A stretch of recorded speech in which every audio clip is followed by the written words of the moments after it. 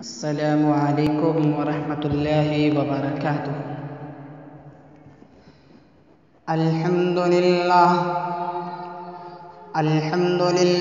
نحمده ونستعینه ونستغفره ونعوذ باللہ من شرور انفسنا ومن سیئات اعمالنا، من يهده الله فلا مضل له ومن يضلله فلا هادي له، وأشهد أن لا إله إلا الله وحده لا شريك له، وأشهد أن محمدًا عبده ورسوله، أرسله بالحق بشيرا ونذيرا وداعيا إلى الله بإذنه وسراجا منيرا، أما بعد فإن خير الحديث كتاب الله، وخير الهدي هدي محمد صلى الله عليه وسلم، وشر الأمور محدثاتها، وكل محدثة بدعة، وكل بدعة ضلالة، وكل ضلالة في النار۔ فأعوذ بالله من السميع العليم من الشيطان الرجيم، بسم الله الرحمن الرحيم۔ لله ملك السماوات والأرض يخلق ما يشاء يهب لمن يشاء إناثا ويهب لمن يشاء الذكور أو يزوجهم ذكرانا وإناثا ويجعل من يشاء عقيما، إنه عليم قدير۔ وقال النبي صلى الله عليه وسلم: من ابتلي من هذه البنات بشيء فأحسن إليهن كن له سترا من النار۔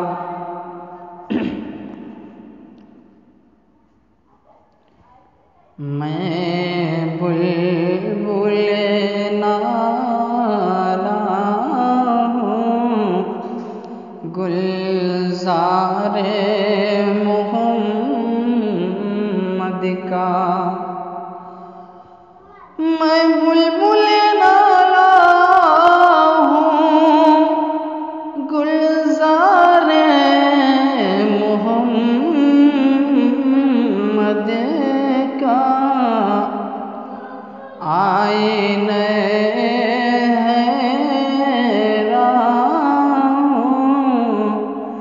دیدار محمد کا،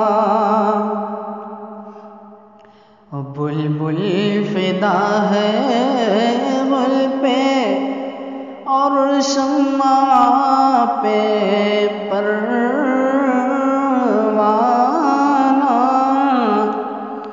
بلبل فدا ہے گل پہ اور شمع پہ پروانہ، ہے حب مجھے اپنے دلدار محمد کا، صلی اللہ علیہ وسلم۔ معزز حضرات، حاضرین جمعہ، نوجوان دوستوں، عزیز ساتھیوں، بزرگوں، تمام قسم کی تعریف و توصیف و بزرگی و بڑائی و حمد و ثنا و کبریائی اس وحدہ لا شریک خالق کائنات مالک ارض السما کے لیے لائق اور زیبا ہے کہ جس رب العالمین نے ہمیں اس دار فانی کے اندر مبعوث فرمایا، پیدا فرمایا، اور پیدا کرنے کے بعد ہمیں یوں ہی بے بس لاچار بھٹکتا ہوا نہیں چھوڑا، بلکہ ہماری رشد و ہدایت کی خاطر، ہماری کمیوں کو پورا کرنے کی خاطر، ہمیں صراط مستقیم پر لا کر کھڑا کرنے کی خاطر بہت سارے انبیاء کرام علیہ الصلاۃ والسلام کو اس دار فانی کے اندر مبعوث فرمایا۔ لاکھوں درود و کروڑوں سلام نازل ہوں اللہ رب العالمین کے تمام برگزیدہ پیغمبروں پر، بالخصوص ہمارے آخری نبی جناب محمد الرسول اللہ صلی اللہ علیہ وسلم پر۔ مسلمانوں، آج کے اس خطبہ جمعہ کے اندر میرا جو ٹاپک ہے، جو عنوان ہے، وہ ہے عورتوں سے نفرت کیوں، یعنی بچیوں سے نفرت کیوں۔ یہ ایک سوال ہے، یہ ایک کویسچن ہے جس کا جواب انشاءاللہ تعالی آج کے اس خطبہ جمعہ کے اندر میں بیان کروں گا۔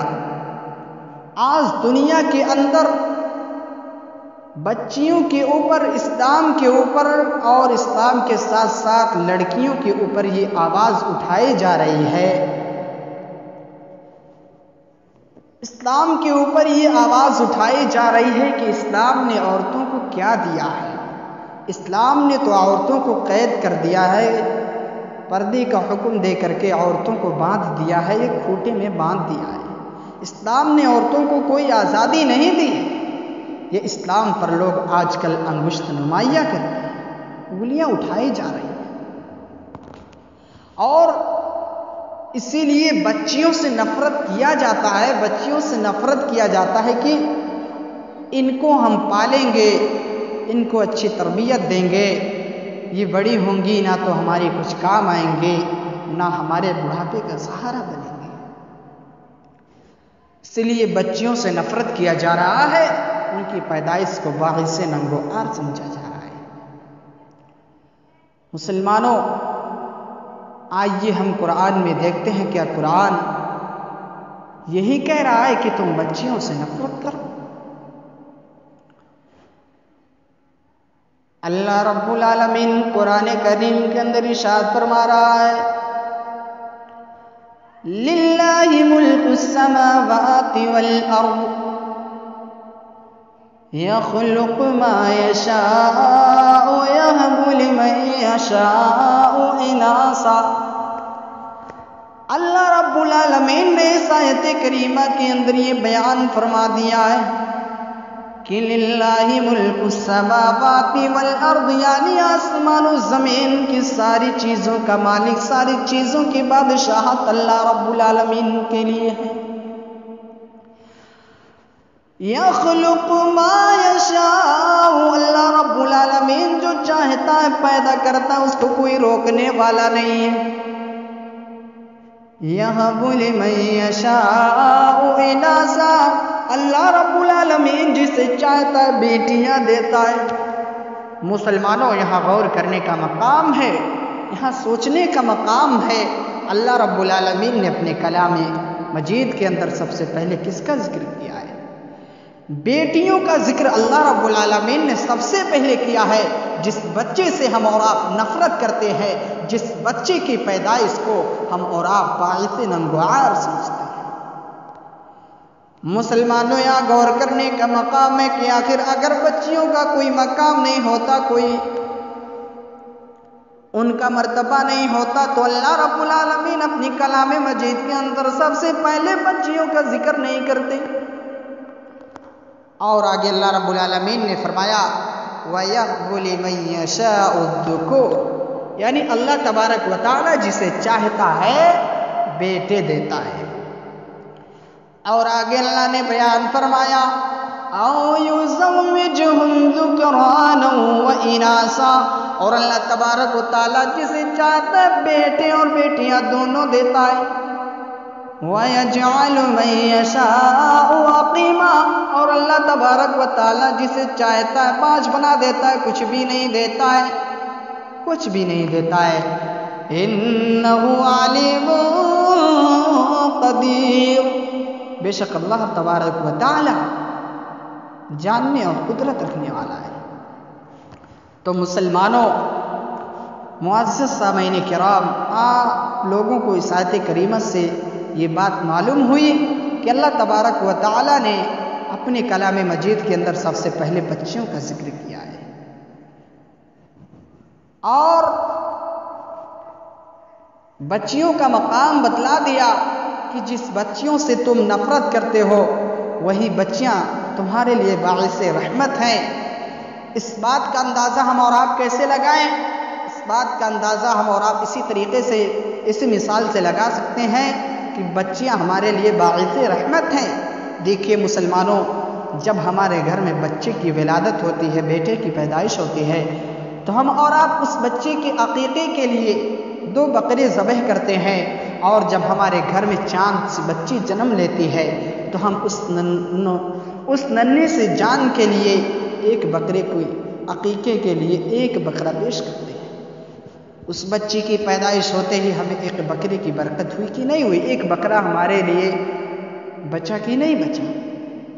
ظاہر سی بات ہے، بچی کی پیدائش میں 1 بکرا ذبح کیا جاتا ہے تو 1 بکرے کی برکت ہو گئی ہمارے گھر میں۔ اور آئیے میں آپ کو بتاتا ہوں کہ بچیوں سے نفرت کرنا کن کا شیوا تھا۔ اسلام لانے سے پہلے زمانے جاہلیت کے اندر بچیوں سے بڑا ظالمانہ سلوک کیا جاتا تھا۔ ایک باپ بچی کی پیدائش کو باعث ننگوار سمجھتا تھا۔ اسلام آنے سے پہلے جب زمانے جاہلیت کے اندر کسی کو بھی بچے کے ولادت کی خوشخبری دی جاتی تھی تو اس کا چہرہ سیاہ ہو جایا کرتا تھا۔ اللہ تبارک و تعالیٰ نے قرآن میں اس کا نقشہ کھینچا ہے کہ جب زمانے جاہلیت کے اندر لوگوں کو ان کے گھروں میں بچی کی ولادت کی خوشخبری دی جاتی تھی تو ان کا چہرہ سیاہ ہو جایا کرتا تھا اور غصے سے لال پیلے ہو جایا کرتے تھے کہ اس بچی کو ہم اپنے گھر میں رکھیں، اتنی شرم کے بعد، اتنی شرمندگی کے بعد، اتنے تانا سہنے کے بعد ہم اس کو اپنے گھر میں رکھیں، اس کو سینکڑوں من مٹی کے اندر دبوچ دیں، دفن کر دیں۔ یہ ایک سوچ ہوا کرتی تھی اس زمانے کے لوگوں کو۔ اللہ تبارک و تعالیٰ نے نقشہ کھینچا ہے وَإِذَا بُشِّرَ أَحَدُهُم بِالْأُنثَىٰ ظَلَّ وَجْهُهُ مُسْوَدًّا وَهُوَ كَظِيمٌ يَتَوَارَىٰ مِنَ الْقَوْمِ مِنْ سُوءِ مَا بُشِّرَ بِهِ أَيُمْسِكُهُ عَلَىٰ هُونٍ أَمْ يَدُسُّهُ فِي التُّرَابِ أَلَا سَاءَ مَا يَحْكُمُونَ، کہ جب زمانے جاہلیت کے اندر ان کے گھروں میں بچیوں کی ولادت کی خوشخبری دی جاتی تھی تو ان کا چہرہ سیاہ ہو جاتا تھا۔ مسلمانوں، آئیے میں آپ لوگوں کو ایک واقعے کی طرف لے چلتا ہوں کہ زمانے جاہلیت کے اندر ایک آدمی اپنے اس واقعے کو یاد کر کے بڑا غمزدہ ہو جاتا ہے اور بھاگے بھاگے اللہ کے نبی کے پاس آتا اور کہتا ہے اللہ کے نبی، میں نے زمانے جاہلیت کے اندر ایک ایسا پاپ کیا، ایک ایسا گناہ کیا، ایک ایسا گناہ عظیم کر رکھا کہ مجھے ہمیشہ اس کی فکر لاحق ہوتی ہے کہ میری بخشش ہوگی بھی یا نہیں ہوگی۔ اللہ کے نبی نے کہا، سوال کیا، اے میرے صحابہ، تم اپنے اس گناہ کو بتاؤ کہ آخر وہ گناہ کون سا ہے کہ جس کا فکر تمہیں لگی رہتی ہے؟ صحابی رسول نے بیان فرمایا، اے اللہ کے نبی جناب محمد رسول اللہ صلی اللہ علیہ وسلم میں زمانے جاہلیت کے اندر تھا، میرے گھر میں ایک چاند سے ننھے سے پیارے سے گنچے ناشگفتہ کی جنم ہوئی، ولادت ہوئی، پیدائش ہوئی۔ اللہ کے نبی، میں بھی اپنے سماج اور معاشرے کو دیکھا، میں نے بھی دیکھا اور مجھے یہ فکر ہو گئی کہ میں اس کی پرورش کیسے کروں گا، اس کی شادی کا سامان کہاں سے اکٹھا کروں گا، اس کے جہیز کا سامان کہاں سے مہیا کروں گا۔ اور میں اپنے سماج اور معاشرے کے طور طریقے پر چل پڑا۔ جب میرے ننھے سے جان سی بچی تھوڑی بڑی ہوئی تو میں نے اس کی امی جان سے کہا کہ اس بچی کو نہلا دھلا کر کے خوبصورت کپڑا خوبصورت لباس پہنا دو، میں اس کو اس کے ننھیال لے کر کے جاتا ہوں۔